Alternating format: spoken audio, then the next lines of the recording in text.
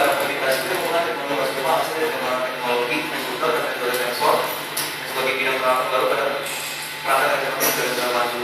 Teknologi besok berupa teknologi berbasis itu yang pertama kali dilakukan oleh Jepang pada konferensi TED pada tahun 2000. Teknologi juga tidak lintas, salah satunya adalah teknologi lintas itu metode DA atau Diffuse Illumination.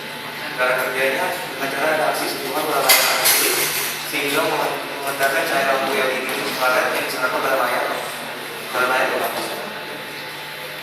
Untuk memastikan setelah yang kami pertama bagaimana bisa mengimplementasikan sistem komunikasi sinyal infrared yang ditangkap oleh webcam infrared pada layar touch. Kedua, bagaimana mengaruhi iluminasi sinar infrared terhadap kontras gambar yang ditangkap oleh webcam perangkat touch. Ketiga, bagaimana mensinkronkan antara frekuensi sinar infrared dan lampu gambar. Tujuan dan manfaat yang kami gunakan untuk proyeknya adalah bagaimana cara membuat suatu prototipe atau memiliki memiliki sistem iluminasi infrared yang efektif untuk mempertimbangkan hasil kualitas gambar yang dihasilkan melalui pengaturan fungsi iluminasi sinar infrared. Yang diharapkan kalau jadi komunikasi seperti ini yang berkurang besar, maka bisa digunakan program lebih dari satu orang untuk bekerja sama berkolaborasi dan satu bidang. Contohnya kayak di airport yang mengatur flight udaranya, terus puzzle yang disesuaikan beberapa orang bersamaan. Selanjutnya ada dijelaskan oleh teman saya yang pekerjaan masing-masing. Yang kedua, dapat digunakan oleh beberapa user bila layar berukuran besar. Untuk metode pelaksanaan sendiri terdiri dari 4. Yang pertama ada studi literatur. Metode ini akan dilakukan berbagai studi literatur terhadap berbagai model dan modalitas display yang telah dibuat sebelumnya. Studi literatur dilakukan dengan menggunakan berbagai sumber tulisan ilmiah dan tugas bikin sesuai yang berhubungan dengan sistem modalitas display. Dan untuk yang kedua adalah perancangan dan pembuatan prototype. Pada tahap ini terbagi dalam 4 bagian besar, yaitu perancangan keseluruhan sistem. Untuk perancangan keseluruhan sistem dilakukan setelah melakukan keseluruhan studi literatur. Pada bagian ini akan dibuat rancangan sistem komunikasi display dengan membuat blok diagram dan pemilihan modul dan komponen yang akan digunakan.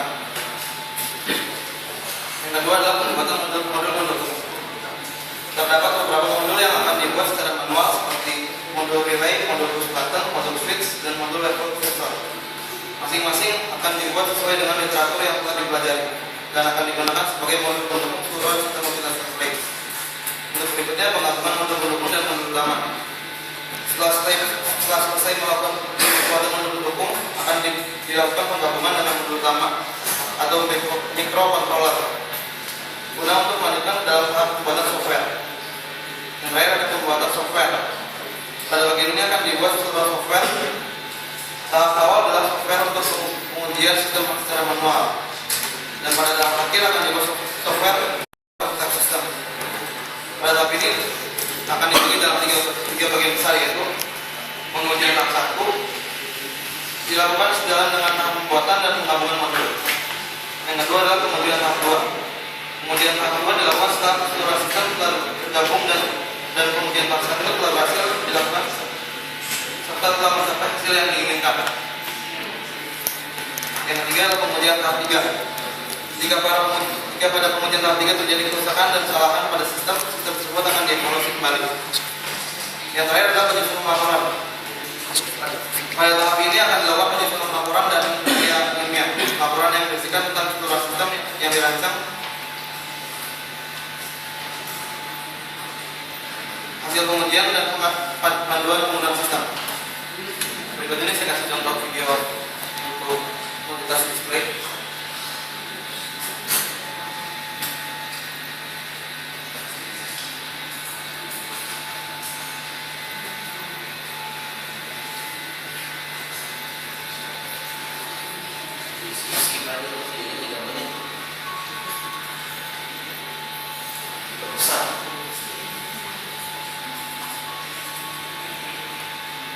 Ini adalah komunitas interaksi eksperimen karya Jefferson Hunt.